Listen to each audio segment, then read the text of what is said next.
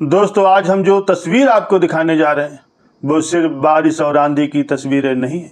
ये तस्वीरें इस देश के उस युवा की बेबसी और जिद की है जो सिस्टम से लड़ते लड़ते अब कुदरत की मार भी झेलने को मजबूर है। राजधानी दिल्ली के जंतर मंतर पर नीट पेपर लीक और छात्रों के भविष्य से हो रहे खिलवाड़ के खिलाफ कांकरोच जनता पार्टी का प्रोटेस्ट आज 5वें दिन में प्रवेश कर चुका। लेकिन रात के 11 बजे हालात बद से बदतर हो गए। तेज आंधी और बारिश ने वो तंबू उखाड़ फेंके जो इन छात्रों का इकलौता आसरा थे। गद्दे भीग गए, मच्छर काट रहे थे और देश का युवा नीले तिरपाल के नीचे लेटने को मजबूर है। आखिर क्या है जंतर मंतर का ग्राउंड जीरो का सच? देखिए आज की हमारी इस खास रिपोर्ट में।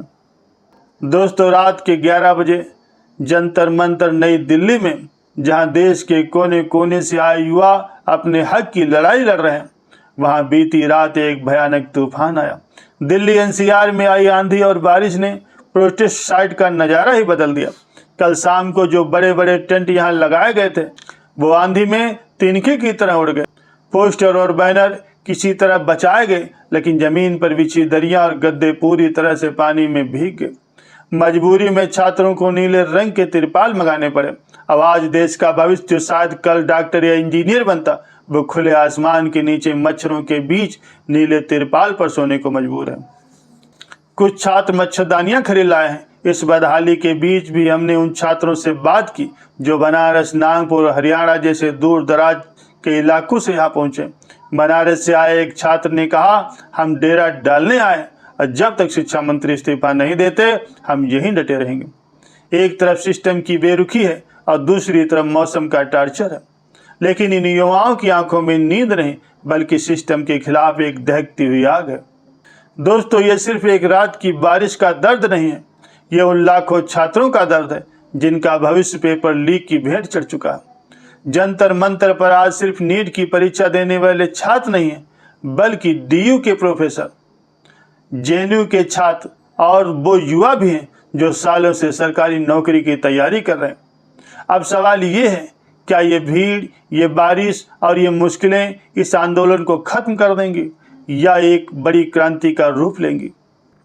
दोस्तों, 5वें दिन इस आंदोलन को एक नई ऊर्जा मिली है। आज जंतर मंतर के मंच पर डीयू के कई प्रोफेसर और मशहूर शिक्षक पहुंचे। अभिनय मैथ, विजेंद्र चौहान जैसे बड़े चेहरों ने मंच से छात्रों का हौसला बढ़ाया। करीब 1.5 घंटों तक इन शिक्षकों ने सिस्टम की खामियों को उजागर किया। जेएनयू से आए रोशन कुमार कहते हैं कि वो पहले दिन से यहाँ और जब तक उनकी मांगे पूरी नहीं होती वो वापस नहीं जाएंगे। नागपुर से आई ऐश्वर्या अपनी छोटी बेटी के साथ इस प्रोटेस्ट में शामिल है। उनका कहना है कि हम शांतिपूर्ण तरीके से अपनी मांगे रख रहे हैं और सरकार को हमें सुनना ही होगा। लेकिन दोस्तों, इस आंदोलन में छात्रों का गुस्सा सिर्फ सत्ता पक्ष पर नहीं बल्कि विपक्ष पर भी है।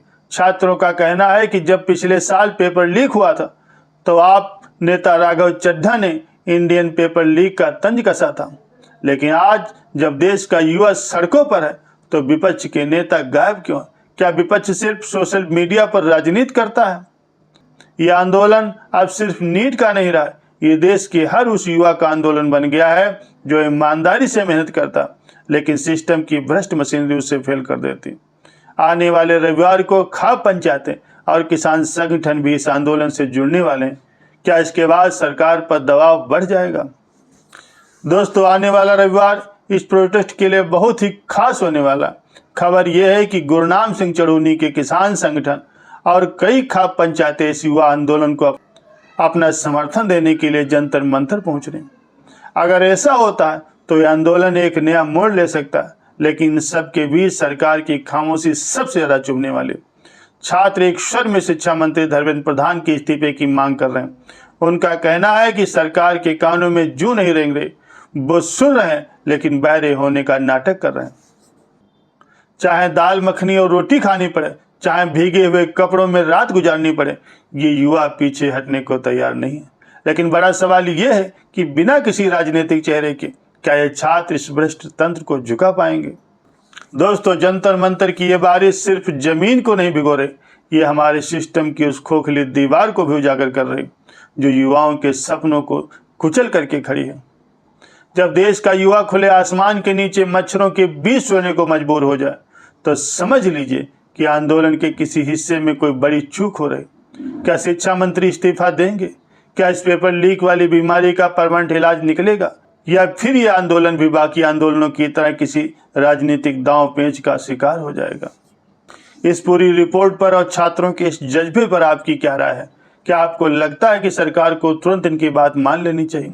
कमेंट बॉक्स में अपनी राय अवश्य दीजिए। इस वीडियो को ज़्यादा से ज़्यादा शेयर कीजिए ताकि ये बेखौफ आवाज़ सत्ता के गलियारों तक पहुंच सके। देश दुनिया की तमाम सच्ची और बेबाक खबरों के लिए देखते रहिए इंडिया न्यूज़। नमस्कार, जय हिंद।